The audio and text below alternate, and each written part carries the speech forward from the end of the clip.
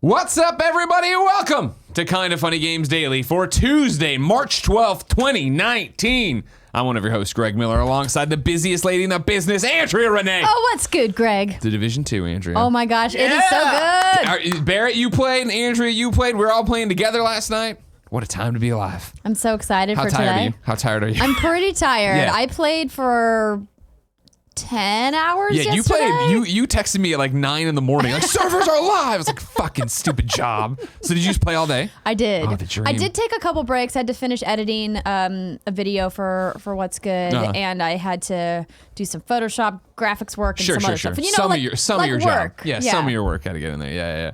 But yeah, God, I can't wait to get back to it. It's that annoying kind of game where it's all I can think about. You know what I mean? Like, I know I got to do all this dumb stuff and hang out with Kevin. It's that race to the end game. But even now, you can see the strongholds on the map that are going to open up once you hit end game. Right. So it looks like they've pre-built in a pretty big tail of content, which is obviously a lot of lessons learned from the first of the division. So really exciting. Yeah, me too. I can't wait to get deeper into it. It's been interesting, though, as I feel... Since I feel committed to this one for quite a while, and so I haven't felt with Division 1, it was very much like I want to get to level cap, I want to get to level cap, I want to get to level cap, and I felt like it was a drag at times to go back and play earlier missions that you've already done. But like last night, I'd already done a whole bunch, and then jumping back in with Fran, Barrett, and Kevin to run through those with them and go. It was like, I'm gonna be here forever. I don't mind doing it. Yeah, no exactly. Big deal. Andrea. Yes, Greg. Is Halo Infinite going to be a games as service? Is the Apex Legends Battle Pass dropping today? We'll answer these because this is Kinda Funny Games Daily. Each and every weekday on a variety of platforms, we run you through the nerdy video game news you need to know about. I was so excited to have it figured out. I came to me this morning on how to get the bullet points in and natural thing and still do it every day. To get a shot collar.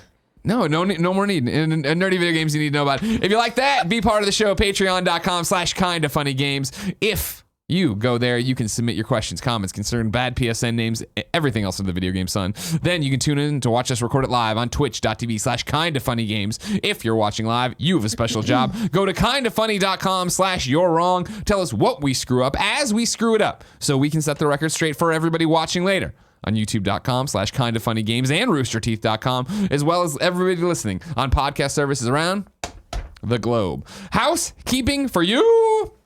Remember, we're going to Kansas City, end of the month, March 30th. Flying Saucer Emporium. If you want to, you can get in there without a pass or anything. If you want to go the extra mile, we're doing Comic-Con, Planet Comic-Con panels. You can go there, see Nick interview Henry Winkler, see me interview Mick Foley, see me on the Superman panel, see Tim interview the Power Rangers, see Andy on the Kinda Funny panel. I don't know how he got to do nothing at this thing, but that's how it's working. Barrett, you coming? I wasn't invited. Fake fan, you know? Can't even get out there to support the people. I know how it feels, Barrett. I know how it feels. Thanks, you'll be at PAX East. Somebody's got to go carry the true. Kinda Funny flag there. I'll be at PAX. Come see me in Boston. When's your What's Good panel? So the What's Good panel is Thursday, March 28th at 6:30 p.m. in the Bobcat Theater. Nice. And then the What's Good Games meet and greet will be at 2 p.m. on Saturday, March 30th. Okay. And it will be an all-ages meet and greet for the first time. Bring your kids. Are you bringing your PlayStation? Are you going to play the Division? We are, only because we're immediately going from Boston to Florida to see my in-laws. Oh. And they are a little bit older, so they go to bed quite on the early side. Yeah. So, I'll be playing. Yeah, I'll bring The question is do we bring 2 PlayStations? John doesn't like games. You know what I mean? Last night you and I were playing. We're like, where's John? You're like, oh, he's doing email. I'm like, whatever. It's real easy. Abandon all the responsibilities you have. Taxes? Like, I'm going to do those now. I get that out of my way. Thank you to our Patreon producers today. They're Mohammed, Tom Bach, and Blackjack. We're also brought to you by Hims, but I'll tell you about that later. For now, let's begin the show with what is and forever will be the Roper Report. Time for some news. 5 items on the Roper Report. A baker's dozen. Thank you. Number 1 is Halo Infinite going to be a game as a service. This is from Steve Watts over at GameSpot. Halo Infinite appears primed to get its big debut at E3 2019, but it may be a very different kind of game. Comments from Kiki Wolfkill, the head of Halo Transmedia at 343, has added more reason to believe that the studio is imagining this as an ongoing game or live service. Quote, "We have to be able to change content quickly," Wolfkill told Fortune's Brainstorm Design Conference. Said at, I guess not told. Quote, "We can't afford to wait 3 years every time we drop a new product and have it be a black box because the games kids are playing are changing every week.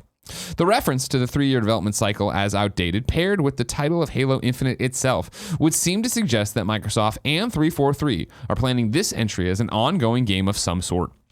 That would also make sense alongside her reference of the games that kids are currently playing. It sounds like a reference to games like Fortnite, which issues regular challenge updates and new equipment between its large seasonal updates. Wolfkill also referenced, quote, having a set of rules that people can engage with and buy into for years to come, end quote. As the head of Transmedia, Wolfkill's focus is how to tell different kinds of Halo stories across a variety of media. That means she may not be directly involved in game development, but she probably is planning other media and storytelling that takes advantage of the story established in Halo Infinite. That can mean we see stories regularly updating in the game and continuing through other media, or crisscrossing through both. The studio recently had to respond to concerns about microtransactions following a job posting. It has also specified that it will not have paid loot boxes.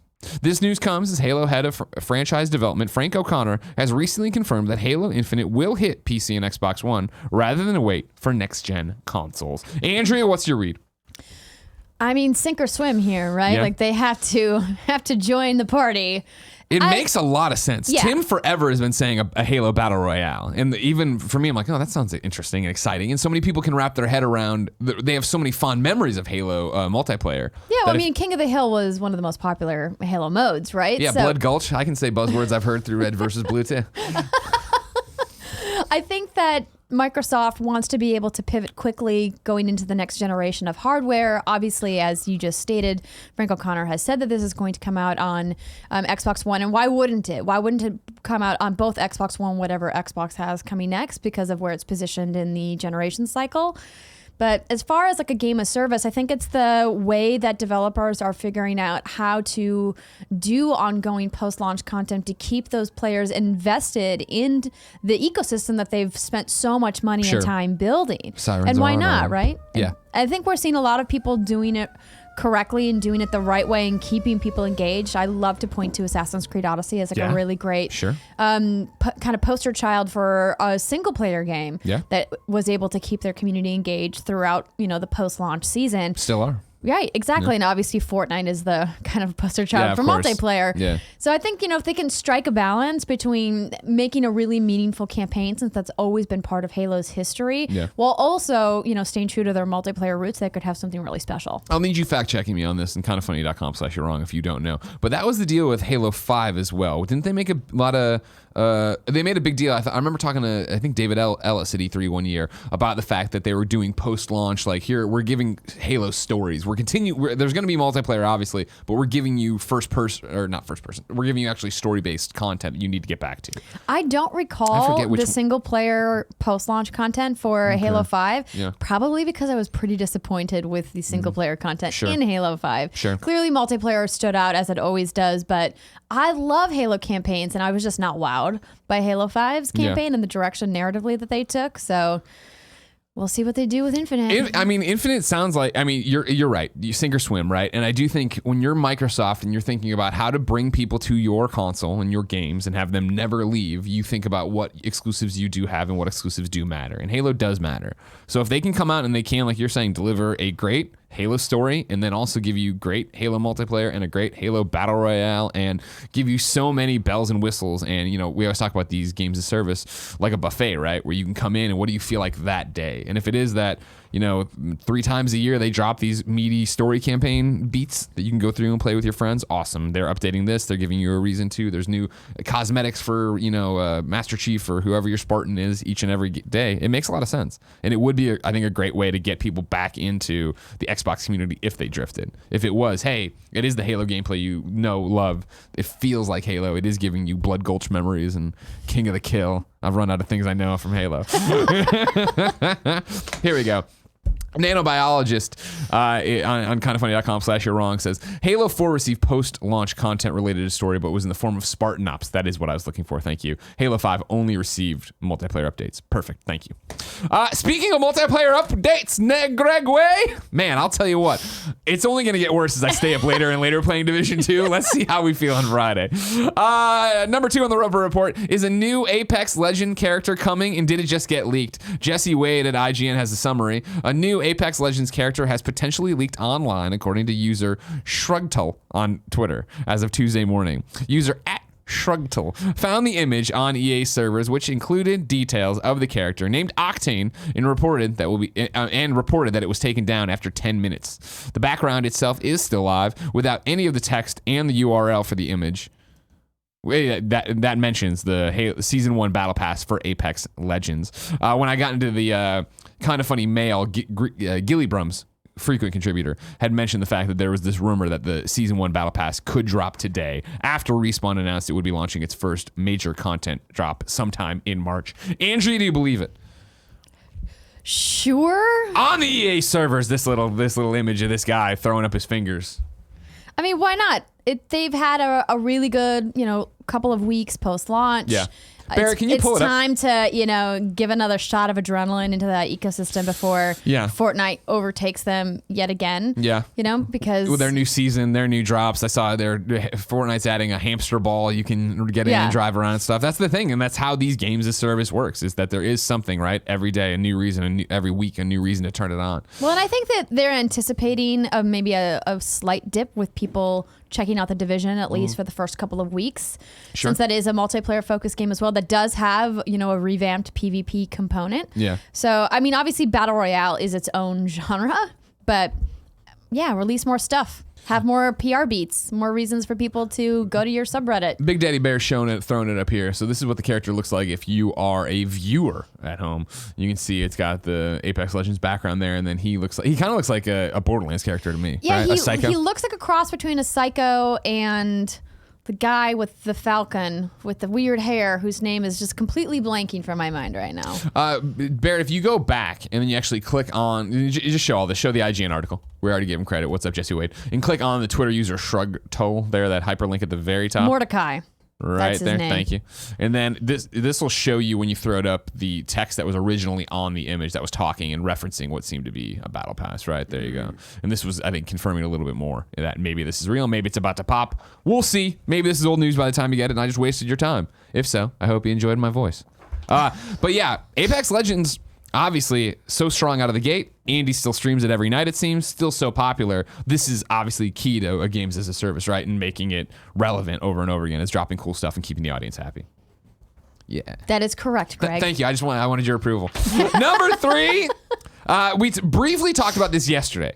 And I'm glad you came in with the clarification. Yesterday, at the very end, I was like, oh, yeah. And the Hollywood Reporter says the Fortnite dance lawsuits are dropped, but they may come back. And I didn't understand why. Andrea Renee came through today with the Polygon article by Austin Goslin. Fortnite dance lawsuits dismissed after new Supreme Court ruling. Stick with me, everybody. Law firm Pierce Brainridge has dismissed 5 of its copyright lawsuits against Epic Games over dances in Fortnite, it announced in a news release. The decision to dismiss the suits comes as a result of the Supreme Court's decision last week in Fourth Estate Public Benefit Corp vs. WallStreet.com, which changes the traditional understanding of process in copyright suits.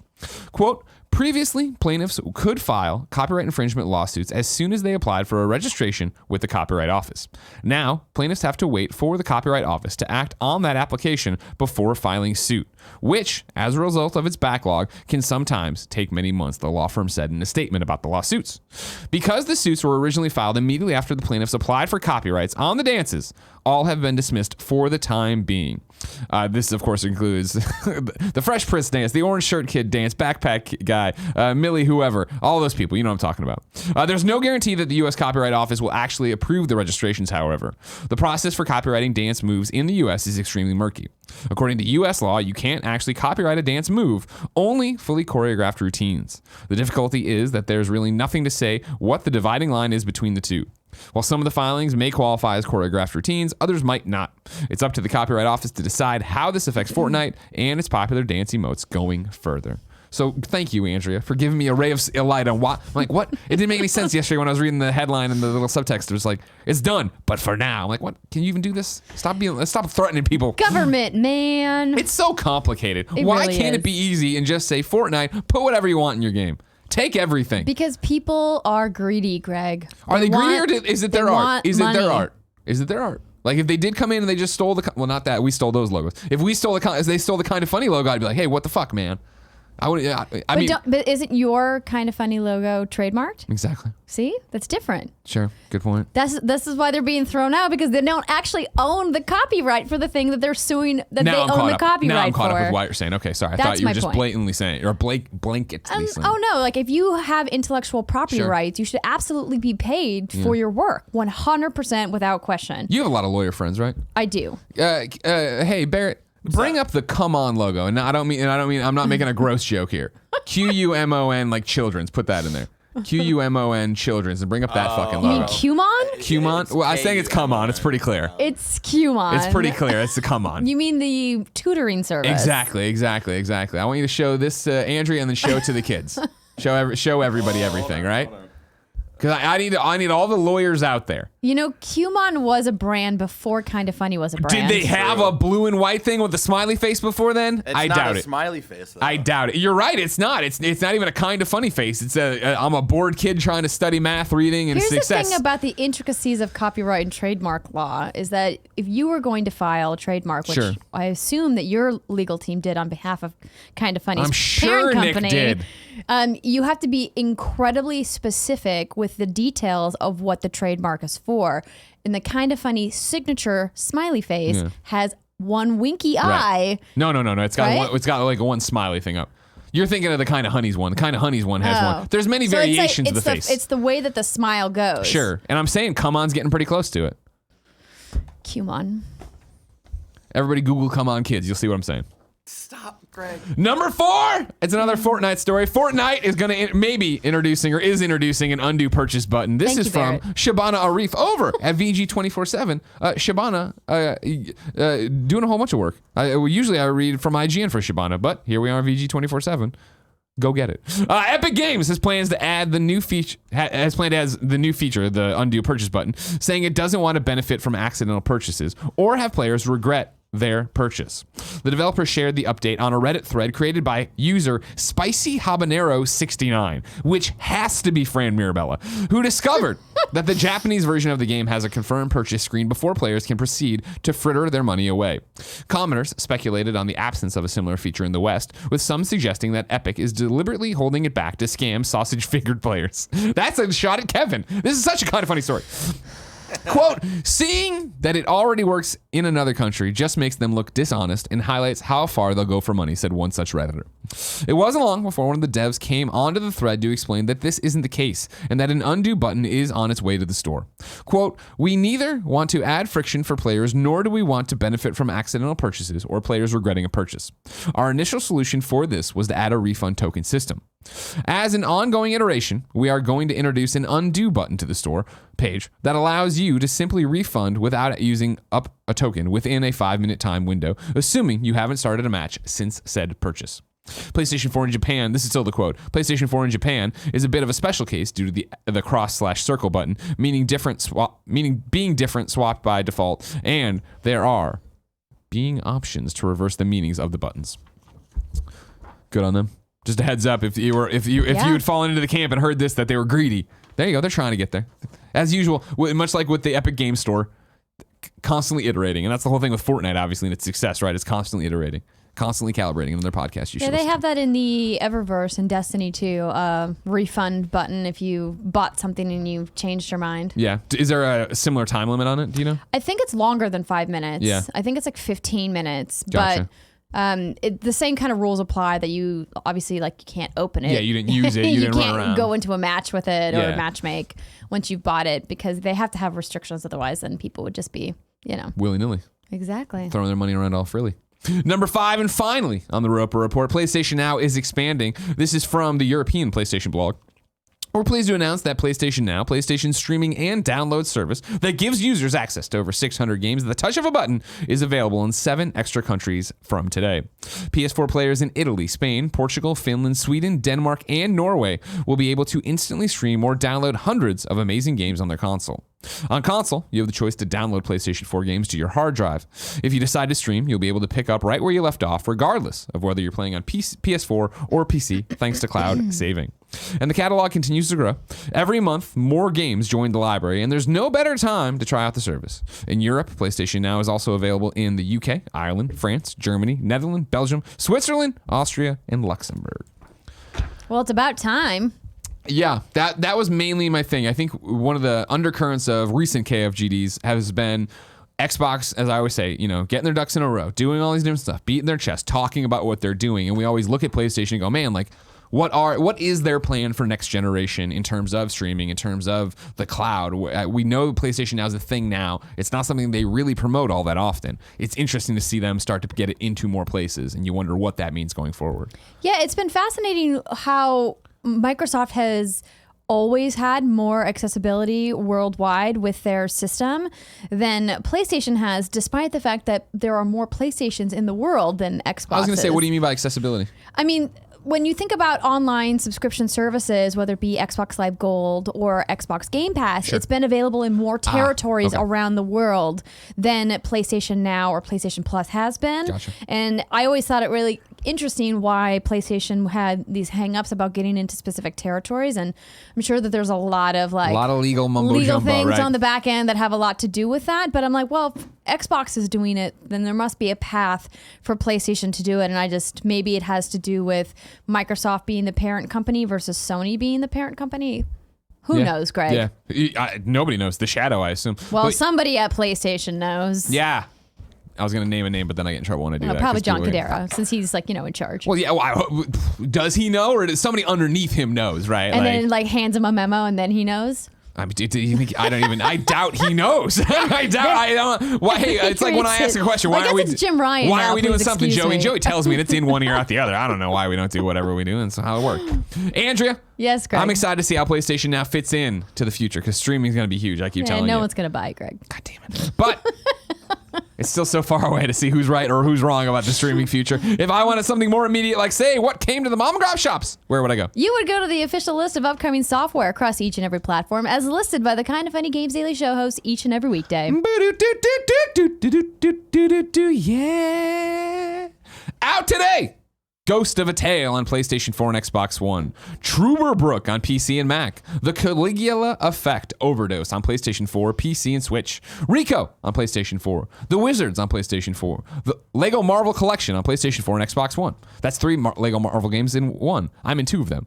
They didn't pay me to say that. That's just facts.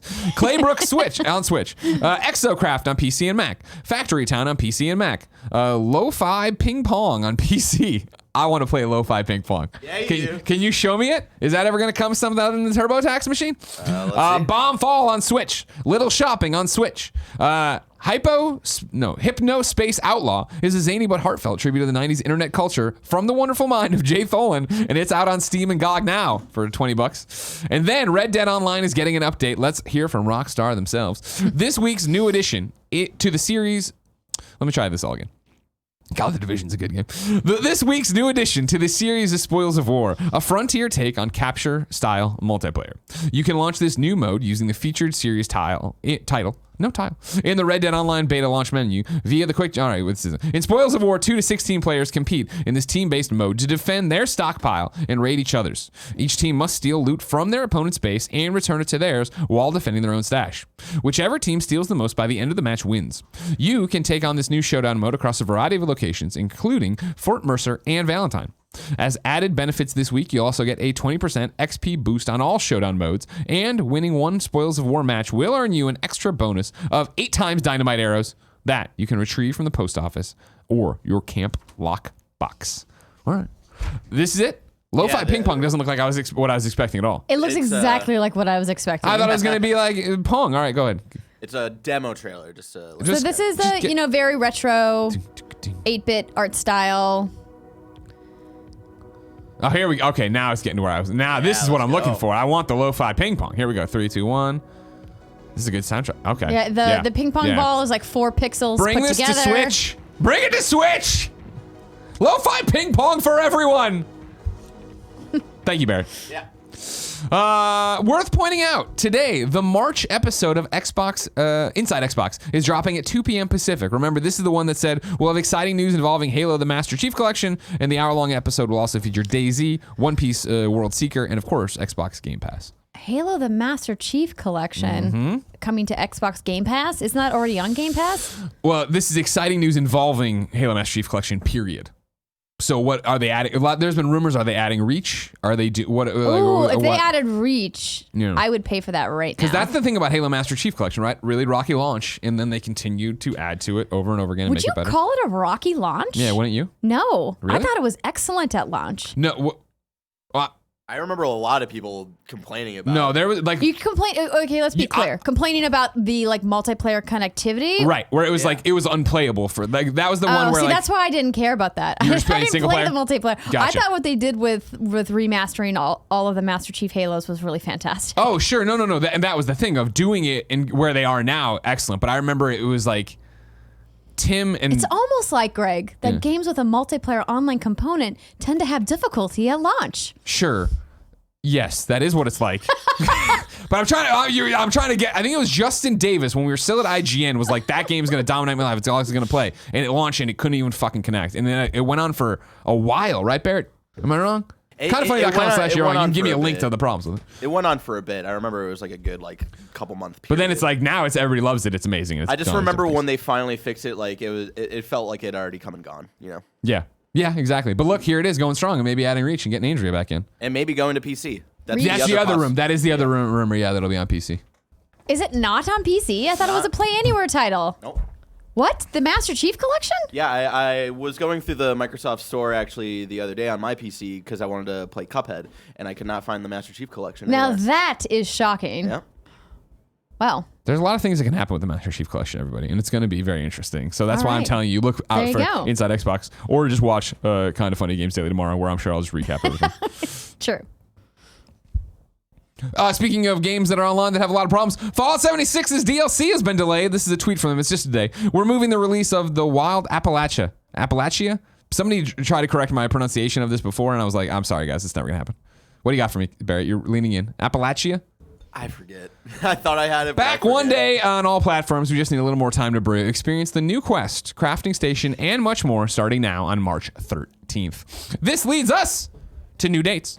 Crafton Game Union is thrilled to announce that Mist Over is coming to the Nintendo Switch and PC via Steam in summer 2019.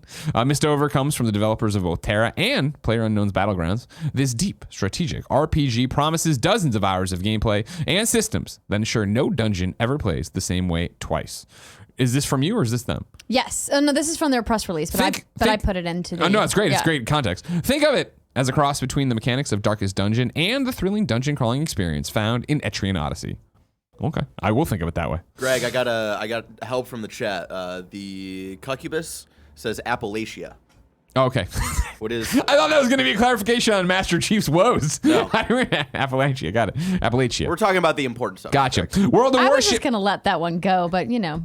Hey, man, get out in front of it. That's why we got the You're Wrong in the chat, right? World of Warships Legends is coming to early access on consoles on April 16th. And then Dead Cell's new DLC, Rise of the Giant, comes out March 28th. And then the nanobiologist wrote into You're Wrong, even though it's not a missed new date because you wrote it before we started new dates. Oh, my God, my head. But we did, in fact, not put this in the show notes.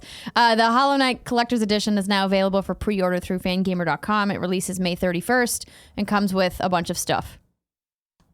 Okay. I'm Good to know. not going to read everything it No, comes you're doing with. fine. You're doing fine. If you want to go find out, you know, just Google Hollow Knight. Time for Reader Mail. But first, I'm going to tell you it's brought to you by him. 66% of men lose their hair by age 35. And the thing is, once you start to notice hair loss, it's too late. It's easier to keep what you have than to replace what you've lost. That's why you should be like Nick and Andy and go to forhims.com, a one-stop shop for hair loss, skincare, sexual wellness, and more for men. Thanks to science, baldness can be optional. Hims connects you with real-world doctors and medical-grade solutions to treat hair loss. These are well-known generic equivalents to name-brand prescriptions to help you keep your hair. No snake oil pills or gas station counter supplements. These are prescriptions backed by science. There's no waiting rooms, no awkward in-person doctor visits. You can save hours by going to forhims.com, just like Andy and Nick did. They went online, talked to a doctor, sent in some photos, and got matched with the prescriptions to help fight their thinning hair. Isn't that right, Nick? Just yell it. No, oh, you're going to show your hair? Okay. Order now to get a head of hair like Nick Scarpino. You have to come back here so My you can see it in the listeners, light. get a trial month of Hims for just $5 today, right you now, go. while supplies last. See the website for full details. This would cost hundreds if you went to the doctor or the pharmacy. Go, or a doctor. Yeah, okay. Did you get this from the guy downstairs? Go to forhims.com/gamesdaily. That's forhims.com/gamesdaily. There it is right there. Hymns It's at there. work. Hymns. That's You're going to some like great the hair. way your hair looks. I guarantee it. That's not the Hims slogan. No, That's not the Hims slogan. they don't have it. It just doesn't end. That's the Men's Warehouse. Oh, it is Men's Warehouse. That's right. Similar. Very similar. You know what I mean? Both services for men. All right, get out of here. Get out of here, champ. You know what I'm talking about? Don't worry about it. We're going to start with Kuchoco, who wrote into patreon.com/kindoffunnygames. Wait, Nick Scarpino still has something to say. Bear, bring up his mic. Hold on. After you left yesterday, did you see that someone brought a cat into the office? Bear, please kill the microphone. Kuchoco says, "What's up, Greg and Andrew?" At least I'm assuming it's Greg. Maybe he got too sleepy from playing the Division 2 and is still in bed playing Division 2. I wish. Anyway, last month we saw Anthem get the staggered release for people that decided to pay for Origin Premier. This week, we get the Division 2 release staggered between the Gold and Ultimate and Standard editions. It seems the idea of people seeing streamers play early may push players to just pay the surcharge.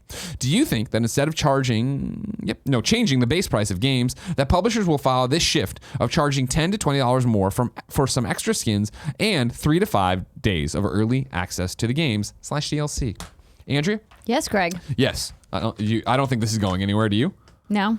It's marketing, right? It's marketing 101, and it works out fairly well, you assume. It did seem like a lot of people, with me playing the Division last night, talking about it, tweeting it out, it seemed like I was getting a lot of stuff. It's out already? How are you already playing, right? And then other people coming in, because I was seeing it hours later, and saying, oh, well, it's the Gold Edition, it's the Ultimate Edition. If you can do that, you can get in there.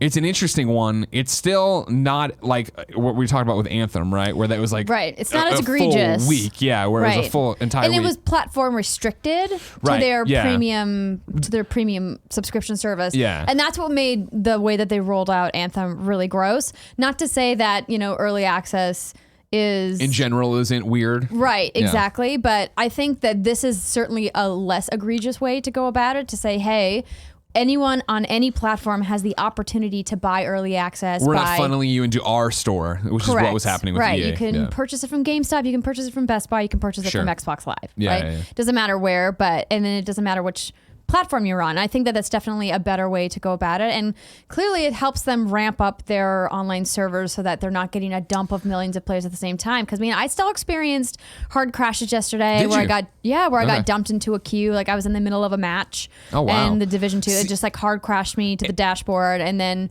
when I rebooted the game back up, I had to enter a queue to get back in. Oh wow, really? See, that was what I was not amazed by, but like last night we did so much and played for so long. And it wasn't until the end when Fran was talking to his chat more where he was like, yeah, and I was like, oh yeah, this has been, for the most part, seamless in terms of it was a pretty small group yesterday. Exactly. Though. I'm having texture pop in on signs and stuff like that. Don't get me wrong. Even Jen was watching like, oh my gosh. I'm like, yeah, it's day -1. It is 1, whatever. Right. But that was my thing of like, in the shower, I was like, oh man, what a great, and it ran so well. I'm like, oh wait, Friday though.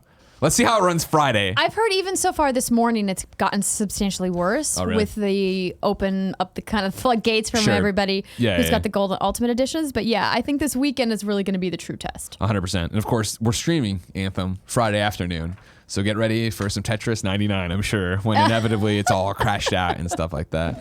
But yeah, I mean, do you think that instead of changing the base price of games, that publishers will follow this shift? 100%. I think that the value of the dollar, your dollar, the gamer's dollar, the consumer's dollar is still it's paramount in every conversation we have about games. And that's become clear, obviously, these last few weeks as we've talked to the audience. I think that this is the easiest way for publishers and developers to be like, cool, we want to make more money from you. We want you to feel like your money's going to something that's worth it. We don't want to just take your money and gouge you and laugh and smoke our cigars. We want you to feel like you're getting a benefit out of it. And so these staggered releases seem to do that, where it is, people were doing it in the chat asking Fran what you're getting. And it is, you're getting exclusive skins, you know what I mean? New cosmetic items and little backpack danglers, right? That can show that you were there on negative day 2 or whatever and you're having a great time. But you really are just paying to get the access earlier and get into the game you want earlier, whether it be a Dark Zone edition or something like that.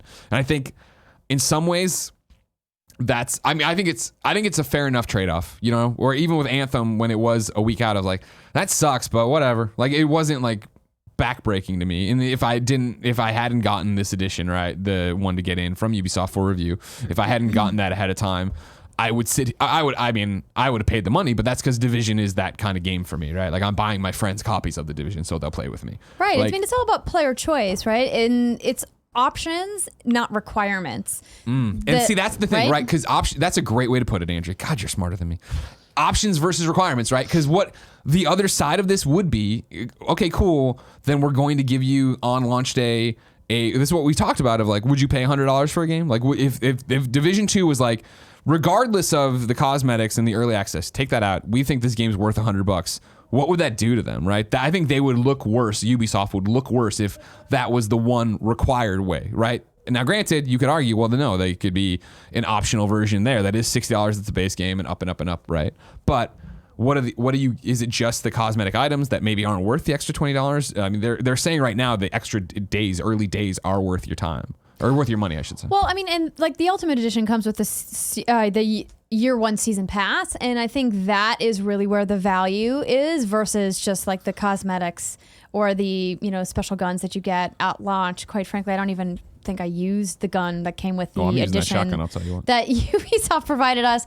But the year one content is the stuff that I think I'm more interested in, the extra assignments, the specialist classes, the other stuff that you get to play in the game. And that's the thing where even that, right, we talked about it on here, even that gets so complicated, right? Because the season content, like the episodes, right, are all free. They're putting that out for everybody. Correct. But then it is what you're drilling down into with the season pass of, well, cool, you get these extra bounties. You get this extra thing there, caches or something to that effect, I think. It's everyone's still, this is what I always come back to with the argument of how much a games cost, online passes, loot boxes, blah, blah, blah. People are still trying to figure it out, obviously. But I still think we're seeing the progression of what we say as pundits, what the audience say, what we all say as gamers. You see that ripple effect happening where you do see it getting better, I think personally, and maybe I'm wrong and maybe you have a different opinion, and I'd love to hear it. kindoffunny.com/KFGD for tomorrow. But I do think that as you look out as what's happening, I think the Division 2 launching and being like, cool, all the content's free. We're still selling a season pass, but that is literally just for the icing on this cake we've made, and we've made you a giant cake. It's true. So there's a lot of stuff in there. And I think that companies like Rockstar are really leading the way there. I think what they did with GTA 5 and GTA Online is truly the gold standard for value in video games. The fact that you get all of GTA 5 in that amazing narrative work in that open world that they built. And then on top of that, you get access to so many activities in GTA Online. I think they really kind of like set the standard as to this is what $60 value should be. And that's why there's 80 million copies of GTA sold. People are worldwide. buying extra copies just to get the shark cards to do everything else. And not every publisher, not every developer can offer that and can do that or has the technology or the resources to build a game like that. But I think if more teams that come from AAA studios can strive to put as much value in the box as possible, 100%. I think gamers would be more appreciative and the industry would be healthier overall. And again, I know you obviously, everybody who watches this or listens to this knows that I've been super excited for a Division since I Platinum Division 1. Like you just won't stop talking about it, Greg. Too bad. Let me tell you right now, ladies and gentlemen, it's gonna be a rough fucking month for you if you don't want to hear about Division. All Use right? the timestamps. Just drop out until I get a review copy of Days Gone. I thought yesterday, again, you want to talk about your voice actually being heard. I think so many times gamers do think that nobody's listening or, they see the same mistakes or similar mistakes.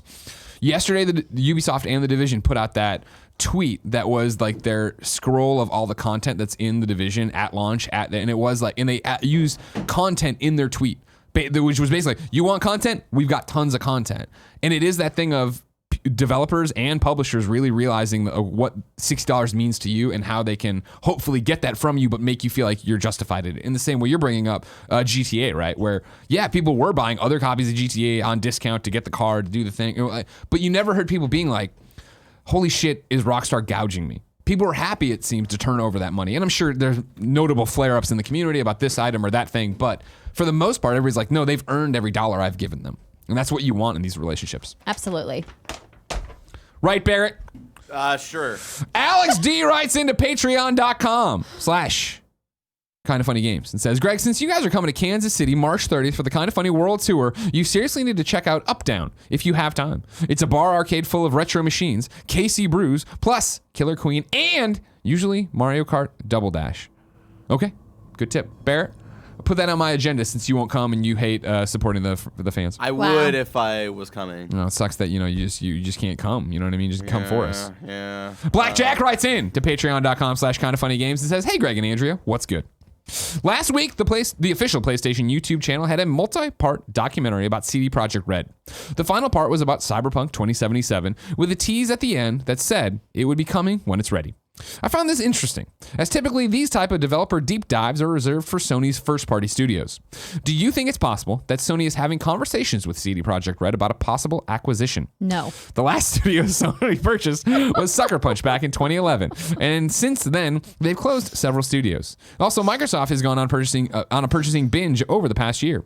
It would seem that now would be the time for Sony to spend some of their capital on a new studio.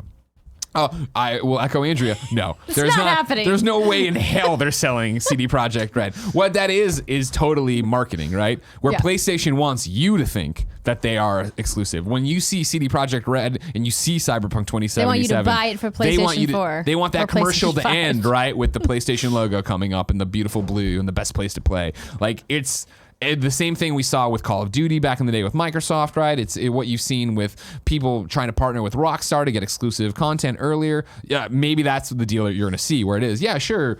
Cyberpunk 2077 DLC comes a week earlier, a day earlier. And get a special skin on PlayStation. Right. Have Aloy in there or whatever. But no, that's a very good marketing move from PlayStation that I hadn't been paying attention to, that they're building all these internal team docs. And then they're like, and also here's CD Projekt Red. And everybody's like, oh man, I didn't realize they were working so closely with PlayStation. Clearly, this is the place to get it. And meanwhile, Phil Spencer's like, and he punches his hat. And then what happens? Just money falls out. And then he buys another studio. And then Xbox 2 comes around and it's all streaming. And I laugh at you. I laugh at you, Andrea. And everybody gets excited. Everybody gets excited. I'm sorry. I get caught up sometimes. I go places, you know what I mean? I'm looking for, Gilly Brums says, hi, Greg and Andrea. Simple question. What are your biggest multiplayer pet peeves when matchmaking with randoms?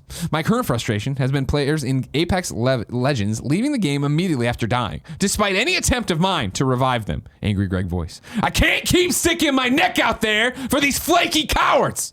And Angry Greg voice. Thanks for all you do, Gilly Brums.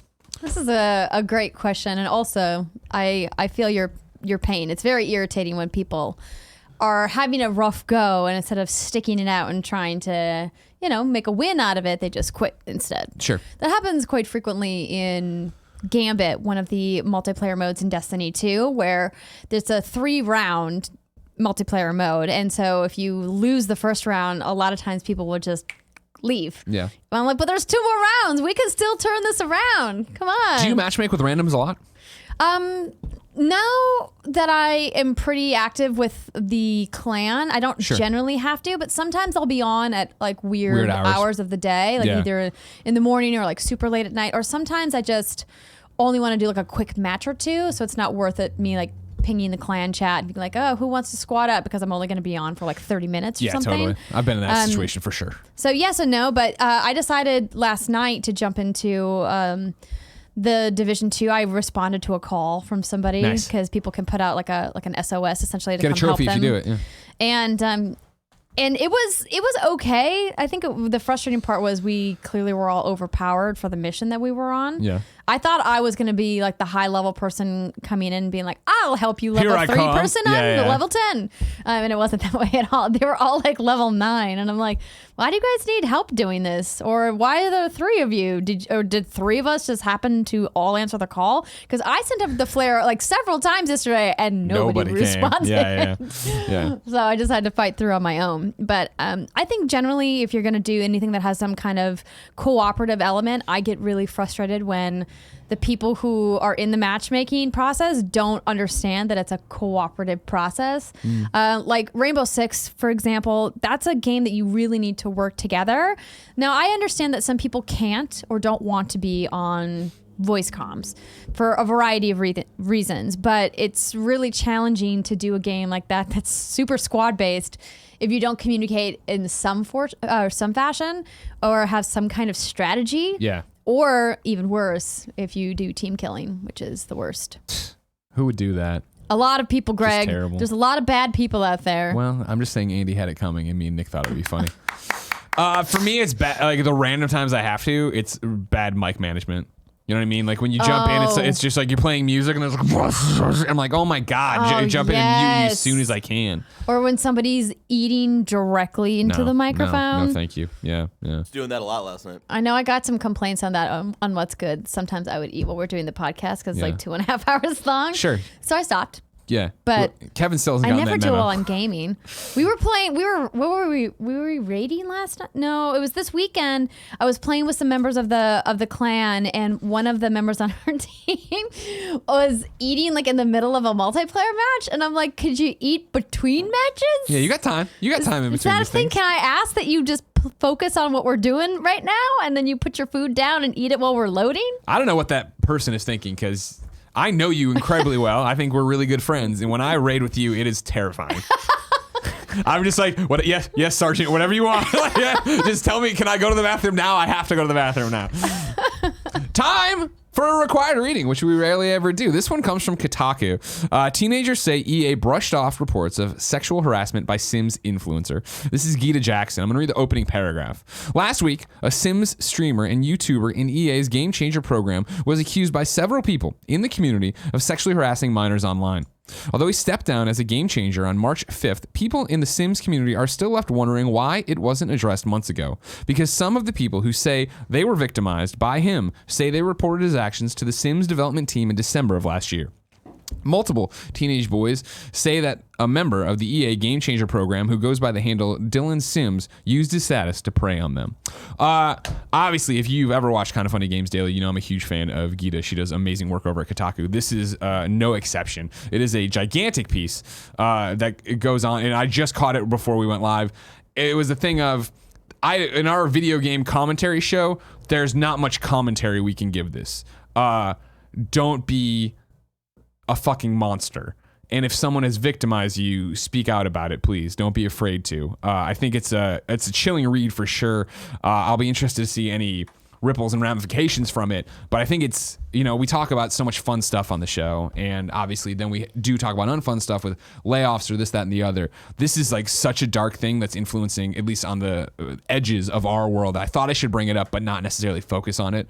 But I think everybody should head over to Kotaku, check that out. It's Gita's report on this sexual harassment by Sims influencer. Time to squad up. This is where one of you writes in to patreon.com/kindoffunnygames. You give me your name, username, platform of choice, and why you need help in a video game. I read it here. The best friends come and find you, and everybody has fun together. Today, Brandon needs help. His username is Real Life Squad Up. He's giving me... It's like a roommate matching site. Oh, okay. It's a roommate matching site. His roommate matching name is Gunn, Gunn, 110066. So 110066. What's up, Kind of Funny Games Daily? My name is Brandon, and I'm looking for roommates at the University of Central Florida downtown campus, Union West. The dorm opens in the fall, so if you are interested in rooming with a Kind of Funny best friend, hit me up. My name on the roommate matching site is Gunn, Gunn, 110066. That is some next level roommate sourcing. If this fucking works, I need to know about it. You need to send us a photo. I need to know all about this if this works. I want photos. Yeah, you guys chilling out. We you will guys send can both be wearing your Kind of Funny shirts. I will send you Kevin to help move you in. Do it. I don't think he'll do it. I mean, he would, but he'd be really grumpy about it and then act like he hates it, even though he loves it. And then I'd hear about it for 6 months. And even it'd though he probably wanted to do cost it. you a lot in hamburgers. Also true. Or he would just have hamburgers for you in all his pockets. Andrea, we asked people watching live on twitch.tv/kindoffunnygames to go to kindoffunny.com/you're wrong and tell us what we screw up as we screwed up so we can set the record straight for everybody watching later on youtube.com/kindoffunnygames. Roosterteeth.com, podcast service around the go. I'm going to start with Danny Victod, who says 343 Industries has confirmed there will be no battle royale in Halo Infinite. Their quote was, the only BR in Halo Oh, he means infinite. It is the battle rifle. Sorry, you didn't spell out infinite there, and it threw me. So there you go. Interesting. I didn't know that. Come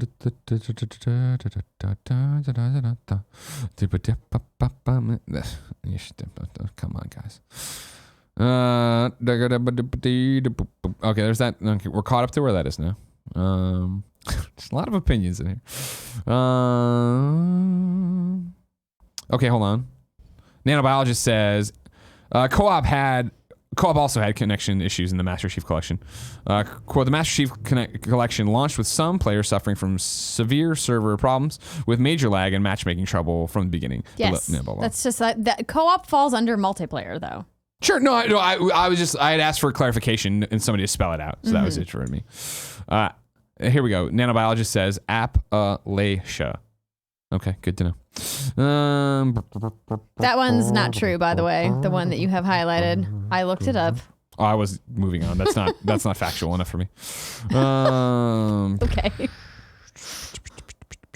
Yeah. Okay. There's a good Kotaku article on Master Chief Collection being screwed up from Adrian.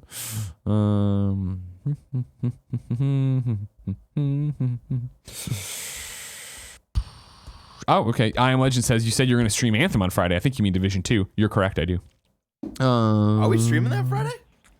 Of course, Yeah, Barrett. It's on the Hell calendar. yeah. Afternoon. You going to play with me? Hell yeah, I'm fucking down. Angie, you playing with me? Yeah, I'm in. Cool. Kevin probably too then, I guess. I should probably check my calendar first. All right, cool. That's it. Good enough. Good enough indeed. Ladies and gentlemen, tomorrow it is Widow Wednesday. Thursday, it's me and O'Neal J. Johnson. Friday, it's me and Steve Saylor. This, of course, is Kinda Funny Games Daily. Each and every weekday on a variety of platforms, we run you through the nerdy video game news you need to know about. If you like that, be part of the show. Patreon.com/kindafunnygames. Watch later. YouTube.com/kindafunnygames. Listen on podcast services around the globe.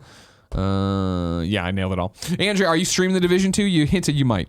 Yeah, so I think I'm going to go home and take care of just a couple business emails because, as you know, the Game Developers Conference begins very, very soon. And a lot of people are trying to book me now. Like, no. The schedule's locked. My The schedule schedule's was done. It's over. I'm sorry. Goodbye. I maybe can squeeze you in at PAX. Yeah. But then this afternoon, I think, why not? I've already done my hair. Perfect. Got makeup on my face. If you're still going this evening, I'll join you. Yeah, for sure. Cool. Until next time, ladies and gentlemen, it's been our pleasure to serve you.